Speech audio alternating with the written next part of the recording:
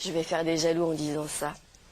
Bonsoir tous les deux, Virginie et Mathieu. Non, parce que j'ai dit chroniqueur préféré, il y en a tous les autres, tout le monde est chroniqueur préféré. Hein, c'est vrai.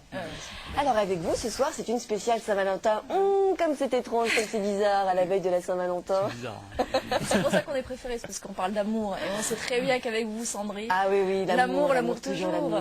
Même si effectivement, je reste désespérément seule. Mais bon, c'est pas très grave. Alors ce soir, vous nous avez préparé quoi? Ouais, 3 sélections. Trois Donc, sélections. comme vous le savez, le manga, les histoires d'amour, il y en a tout le temps. Toutes les semaines, je vous en présente avec les shoujo. Et j'adore. Donc là, on a quand même fait une sélection exprès pour demain, pour la Saint-Valentin. Et même Mathieu a parlé d'amour.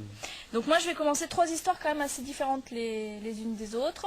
Pas toujours très gaies. Et je commence par la première. D'habitude, c'est Mathieu qui parle d'histoires pas très gaies. Ouais, mais là, de plus en plus, imaginez, vous en parlez garder des un histoires pour pas la très gaies. non, mais c'est très beau, c'est super beau. J'ai pleuré et tout. C'est vrai Il y c'est aura un vraiment- peu des scènes cochonnes comme la semaine dernière. Non, ou pas non, non, Oh, c'est pas du tout. drôle. Donc, je peux y aller? Allez-y, pardon. J'arrête pas Mais- me dissiper. Allez-y. Non, parce que là, c'est du sérieux, c'est l'amour. C'est très sérieux. Donc Made in Heaven. Donc en fait, j'ai sélectionné ce manga qui est, je trouve, vraiment très intéressant, d'autant plus pour la Saint-Valentin. C'est qu'il est en 2 tomes. Le premier est vu par le garçon et le deuxième est vu par la fille. Donc il faut lire quand même dans le sens. Donc c'est cette histoire-là, le début de l'histoire qui est raconté par lui et la fin de l'histoire qui est racontée par elle. Donc voilà, ça peut être une idée cadeau, parce qu'en plus, Made in Heaven, je vais recommencer, Mathieu a lu aussi, et donc c'est tout à fait accessible pour les garçons. Donc en gros, l'histoire, c'est l'histoire d'un jeune homme qui a un accident de voiture, de vélo, je dis des bêtises moi ce soir. Enfin, il a un accident de vélo.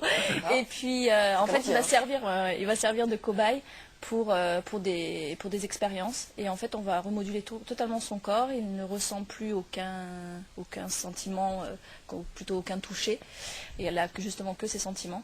Et là, il va faire la rencontre d'une jeune fille qui va changer sa vie. Mais sa vie, on ne sait pas trop combien de temps elle va durer. C'est assez étrange. Il y a vraiment, elle est profiler, donc il y a vraiment une enquête derrière. C'est un récit qui est assez compliqué. Je ne peux pas trop en dire parce que sinon il est en 2 tomes, donc c'est un peu dommage, je vais un petit peu tout révéler. Exactement. Mais voilà, donc super intéressant parce que justement il y a un petit peu ces 2 regards. Préparez les mouchoirs quand même, sans que j'en dise trop, il faut quand même s'y préparer, mais c'est super beau, très très romantique. Là on est vraiment dans une histoire, je trouve, parfaite pour la Saint-Valentin. Pour se dire que, parce qu'il y a quand même beaucoup, ça parle beaucoup du non-dit, et voilà, je crois qu'il ne faut pas oublier de se dire je t'aime, même si on a l'impression que c'est banal, il faut le dire C'est toujours, important, toujours. exactement, tous les Voilà, mais je suis émue, moi. C'est terrible. Voilà, Mathieu. Non, mais c'est vrai qu'il est assez intéressant parce qu'en fait il y a vraiment une différence entre la narration du premier tome et du deuxième, et du coup c'est vraiment très très prenant.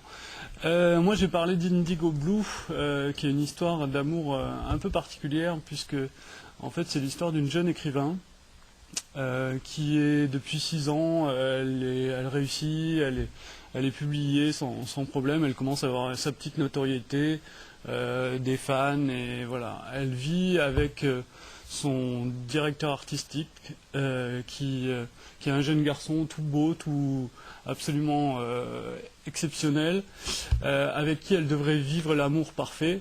Sauf que elle n'arrive pas à avoir plus de sentiments que ça pour lui, elle n'arrive pas à vouloir s'engager dans la vie plus que ça, et voilà. Et un jour, elle va rencontrer une jeune journaliste qui va la troubler un petit peu. Elle va lui parler déjà de son ancien livre qu'elle a publié, où il y a une histoire mystérieuse entre une relation amoureuse entre un Y et une jeune femme. Et elle va lui dire, je pense que ce Y, contrairement à ce que pensait tout le monde, ce n'était pas un homme, mais c'était une femme. Et elle va la troubler, et elle va, après une petite situation, elle va réussir à l'embrasser dans un parc. Et là, donc, elle va se retrouver complètement tétanisée par cette situation, puisqu'elle est en train de se faire embrasser par une femme, mais en même temps, en train de se dire, mais finalement, est-ce que c'est pas ça? Est-ce que c'est...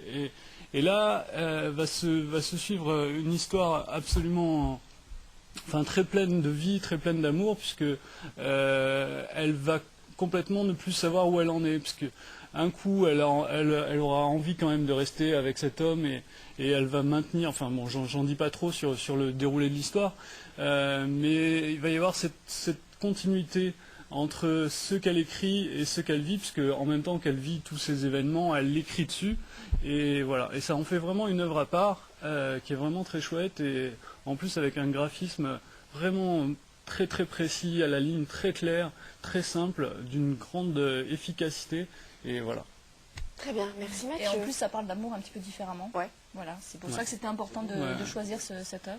Puis moi, je vais faire vite. Je vais finir mais par l'incontournable, celle qui a fait craquer ou plutôt celui qui a fait craquer, parce que c'est en général les garçons qui sont magnifiques.